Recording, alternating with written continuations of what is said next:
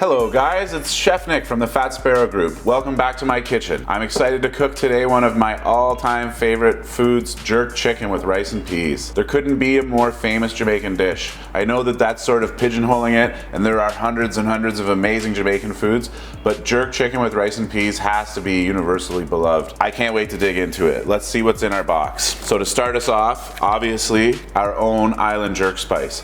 One of our Fat Sparrow Foods spice lineup, we've crafted you a beautiful jerk spice. It's full of warm spices like allspice and ginger and thyme, just the right amount of heat. I'm looking forward to using this. We've also got our Za'atar Bazaar, another spice mix we're going to use for our slaw and for our rice. This is from the Middle East, full of cumin, coriander, chilies. It's going to work really well with this dish, even though it's a bit unconventional. We've got our herbs, this looks like cilantro. We've got some pineapple, our garlic, salt, pepper, olive oil, our rice, and our peas, which are actually beans. We'll get more into that later. Coconut milk, jalapeno. We'll do with this what we want individually. I'm gonna put the whole thing in. You might wanna steer away from some of the seeds. We'll talk more about that later. Lime, carrot, cabbage, red onion, and our beautiful chicken leg from Stonecrock Meats and Cheese. We're using chicken leg for this recipe. You could do it with breast or a lot of different things, but I like the leg for the nice amount of fat, the skin, and just that tastiness that dark meat gives us. So without further ado, let's get into the kitchen and get playing around with these beautiful ingredients.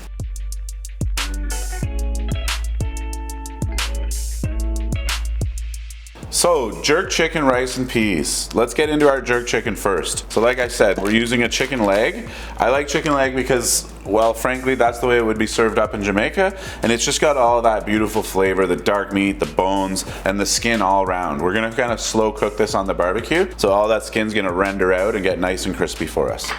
So the first thing I'm gonna do is just really liberally coat that in our jerk seasoning. I literally wanna crust this thing in it. So I've put quite a bit in there. I'm gonna mix it around, and there won't be a single piece of chicken that's not covered in the jerk. There is very little salt in this spice mixture, so you can be pretty liberal with it like I was, and if you wanna add a little salt afterwards, you can. But for this dish, we're going for maximum flavor. Like I said, we've got allspice, we've got some different chili peppers, we've got some paprika, thyme, ginger, some beautiful warm spices. It's gonna go a long way and be really, really flavorful. So I'm just gonna give that a bit of a mix. All right, our chicken's marinated, seasoned, it's hanging out. I'll give that a couple turns throughout the process, but it's pretty much good to go. Next, we're gonna blast through all our veggies and get them all mise en place.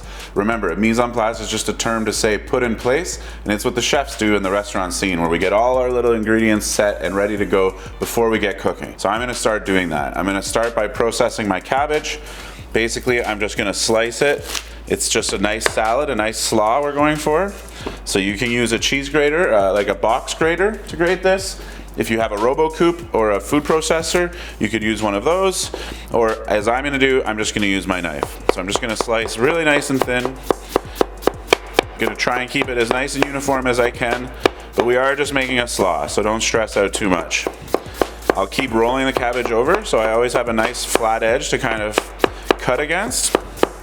And I know it sort of seemed a bit daunting to make a cabbage slaw with your chef's knife and by hand, but as you can see, before long, I've whipped through the whole thing. Next, we'll do our carrot. So I'm just gonna give it a good quick peel, chop off the ends, and then I'll slice it. If you didn't wanna peel it, you don't have to, but definitely give it a really good scrub.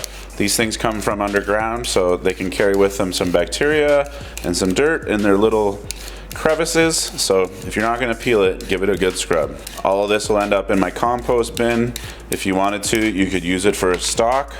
If you're doing that, same thing applies. Make sure you give it a really good wash. And then this one, you could definitely do on your box grater if you wanted. Probably be the easiest way. I'm gonna julienne mine. So I'm just gonna start by cutting it into nice coins. And then after I cut a coins, I'll kind of fan my coins out like so, and then I'll just get in there and give them a quick slice. And you end up with this really nice julienne, which will match our cabbage cut really nicely. And as it sits in the acid later, it'll soften and be a really nice texture. All right, so our carrots, I'm just gonna put them with my cabbage because that's where they're going later on. Now we're gonna do our red onion. Half of this red onion is gonna be for our slaw salsa. The other half is gonna be for our rice. So for half of it, I'm gonna slice it really nice and thinly. And we'll set that aside. And then for the other half, I'm gonna dice it. So just kind of cutting across the sections and then keeping it together, go back and cut it again. You end up with this nice dice.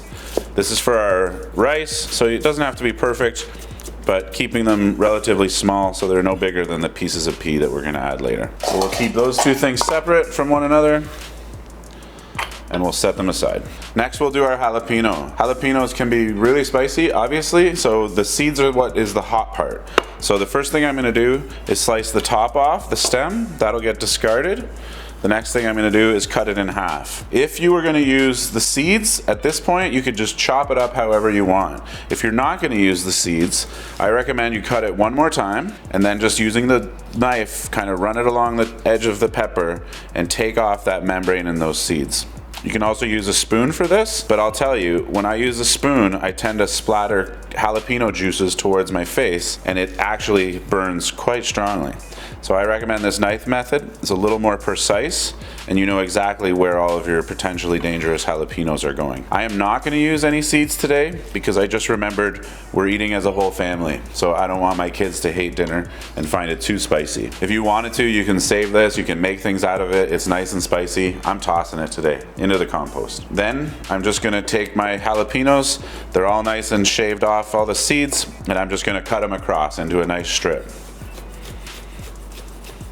This will still give me a nice amount of heat, really nice flavor from the jalapeno, but it won't be overwhelmingly spicy. Into a bowl this goes, and then I'm gonna take a minute and I'm gonna wash my hands. The oils from jalapenos will stick into your hands and they'll stick with you for a little while. So you'll rub your eyes later, or God forbid anything else, it'll be a terrible experience. So I'm gonna give my knife a quick wash and my hands a good wash. Now time for the garlic. I'm just gonna give it a quick smash. This is for our rice later. So I'm just gonna flatten it with the knife and that's literally all I'm gonna do. You can put it aside. This will sear in the oil when we cook our rice grains off, and it'll also spend some time simmering in the pot, so I don't need it to be too broken down. That's all I'm gonna do. Then we'll do our pineapple. The pineapple comes to you peeled, but it does have the core running through the middle of it. This core is fairly inedible. It does taste delicious, so if you want to chew on it, you're more than welcome to. We actually make a tea with it in our home.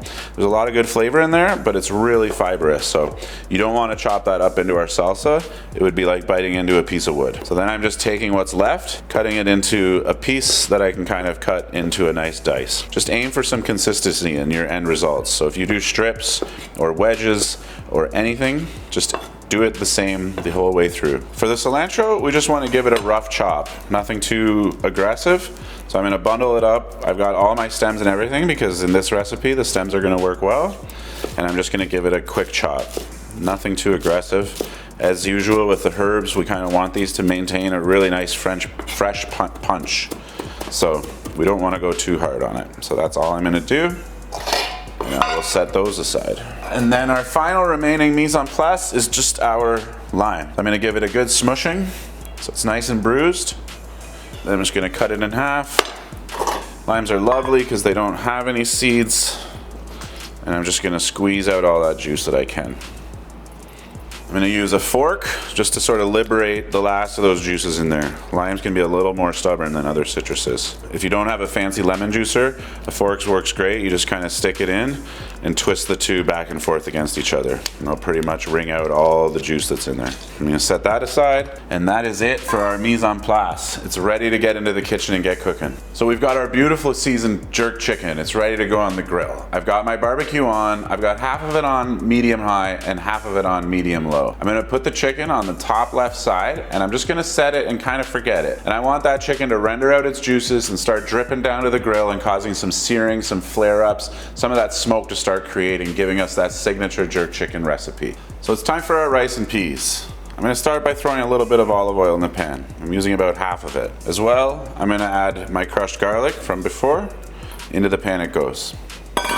While I wait for that to brown, the next thing we would add is our za'atar spice. Our za'atar spice is a Middle Eastern spice, so it's a little unusual that we're using it here, but actually not too unusual.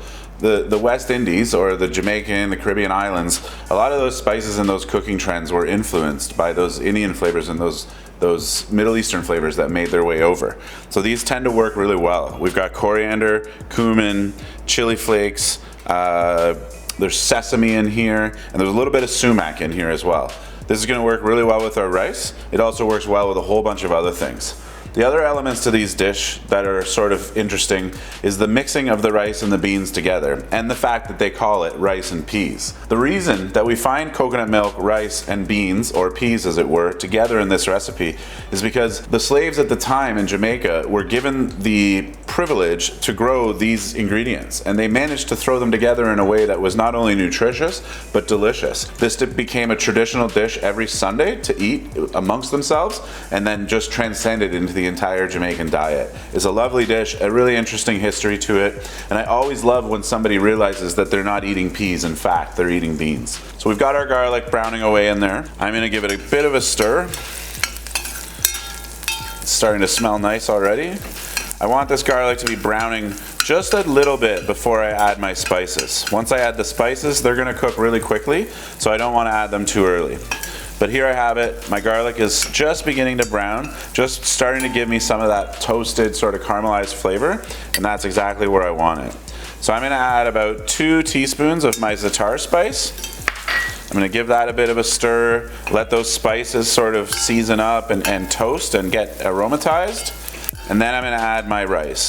So into the pot goes the rice, and I'm actually going to toast my rice.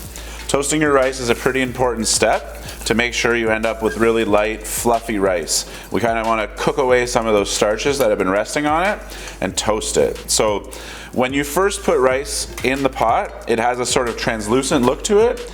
And pay attention to that before you throw it in, unlike I did. It'll have a translucentness to it. As I start to toast it, you'll see it gets whiter and whiter and whiter. So by the time that the rice grains are sort of like 50 to 75% white, I'll know that I'm ready for my next steps.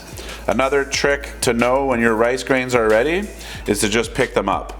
As soon as you can't pick them up anymore, once they're so hot that you can't pick them up, then they're ready to go. If you don't want to burn your fingers to figure it out, just go with the translucent versus white look.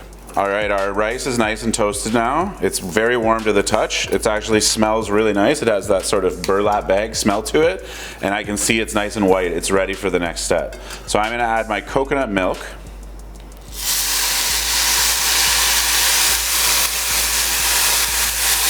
I'm going to add my peas as well, or my beans, kidney beans in this case. I'm going to give that a bit of a stir. I'll turn my heat down, and then I'm going to add my water. We're using this cup as our measurement. The general ratio for this type of rice is 1 to 1.5 parts water. So we had 1 part rice, we had 1/2 of a part of coconut milk, and then we have 1 part water. Okay, so we've got our liquids in there. Everything's nice and stirred around. I'm going to give the water a little bit of a taste, because now would be the time to add more seasoning if we want it. If that water doesn't taste good, your rice isn't going to taste good either. So I'm going to throw in a little bit of salt. There's plenty of flavor from that za'atar spice, and that is it. So from here on out, this rice is going to take care of itself. I'm going to turn the heat down to a simmer. I'm going to put my lid on, and I'm going to leave it for at least 10 minutes without even checking it. In about 10 minutes, I'll give it a look. If it's cooked, I'll leave the lid ajar. If it's not, I'll put the lid back on. Pretty straightforward. Now we're going to make our slaw. So our slaw is simple, simple, simple. We've got our cabbage, our carrots, our sliced onions, not the diced ones. We're going to put all of the remaining olive oil, 1/2 of the lime juice that we created earlier, and then salt. The salt is basically driving almost all of the flavor in this recipe. It's also going to sort of help weep out some of the moisture content that exists in that cabbage. So this is why we're doing this now and not more last minute, because I want that salt to kind of break down the cabbage. So you'll notice quite a transformation between the first mix and when you come back closer to the chicken being done and we give it a second mix. So I'm just going to mix this about. I'll give it a quick taste to make sure the salt content is right, and then I'll set it aside. So for our fruit salsa, we're just combining all the different things we cut up earlier. So I've got my remaining lime juice. I'm gonna plop that on top of my pineapple. I have the jalapenos that we sliced up. In it goes. We have our diced red onions. In they go. And then we have our cilantro, the chopped cilantro. In that goes. Now the hardest part of this recipe is gonna be to mix it in this dumb little bowl I chose. A little bit of salt, I'll give this a mix, set it aside, make sure the taste is right, and this will be good to go. All right, so our chicken is pretty much cooked through now. I've checked the internal temperature, it's where I want it to be. I'm gonna take it down now from the top rack, and I'm gonna put a little bit of color on it on the heat of the actual grill. This is where we wanna take it right to the limit. We wanna get it nice and dark. If you've ever had real jerk chicken, you'll know that it's really nice and dark. They often put a lid over it on the barbecue and use the steam of the meat just dripping down, and it's coloring the meat, and it just comes out so perfect.